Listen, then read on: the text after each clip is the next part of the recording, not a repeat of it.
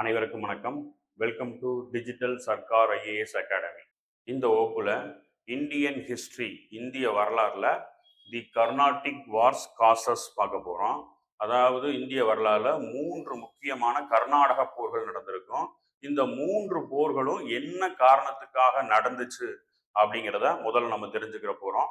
அப்புறம் இந்த 3 போர்களுக்கான காரணங்களை நம்ம ஷார்ட்கட்டா நிமோனிக்ஸ் அடிப்படையில் எப்படி ஞாபகம் வச்சுக்கிறது அப்படிங்கிறத இந்த வகுப்புல நம்ம பார்ப்போம்.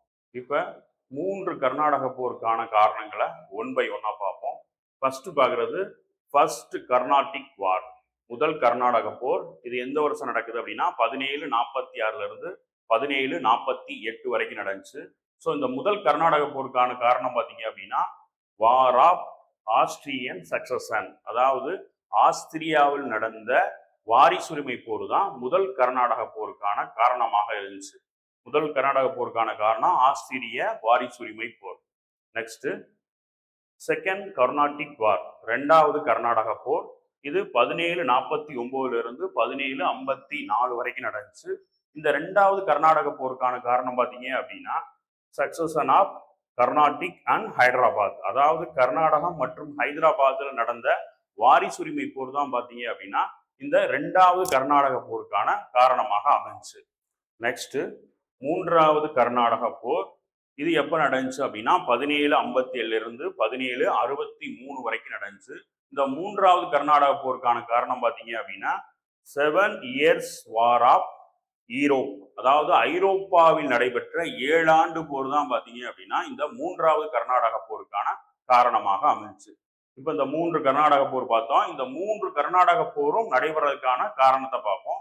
திரும்ப சொல்றேன், முதல் கர்நாடக போர் இது நடைபெற காரணம் பார்த்தீங்க அப்படின்னா ஆஸ்திரிய வாரிசுரிமை போர். செகண்ட் கர்நாடக போர் இது நடைபெற காரணம் கர்நாடகா மற்றும் ஹைதராபாத் நடந்த வாரிசுரிமை போர். மூணாவது கர்நாடக போர் பார்த்தீங்க அப்படின்னா ஐரோப்பாவில் நடந்த 7 ஆண்டு போர். இதுதான் பார்த்தீங்க அப்படின்னா இந்த 3 கர்நாடக போர் நடக்கான காரணங்கள். இந்த 3 கர்நாடக போருக்கான காரணங்கள் பார்த்தோம். இந்த 3 கர்நாடக போருக்கான காரணங்களுக்கான கோடுவேர்டு என்ன அப்படிங்கிறத பார்ப்போம். இதுக்கான கோடுவேர்டு ஆஸ்கார் E7. ஆஸ்கார் E7, அதாவது ஆஸ்கார் அவார்டு கொடுப்பாங்க இல்லையா? ஸோ அந்த ஆஸ்கார் அவார்டு எது கொடுத்துருக்காங்க அப்படின்னா E7 அப்படின்ற படத்தை கொடுத்துருக்காங்க அப்படின்னு சொல்லி ஞாபகம் வச்சுக்கோங்க. கோடுவேர்டு வந்து ஆஸ்கார் E7. இப்போ இந்த கோடுவேர்டுக்கான விளக்கத்தை பார்ப்போம். First ash.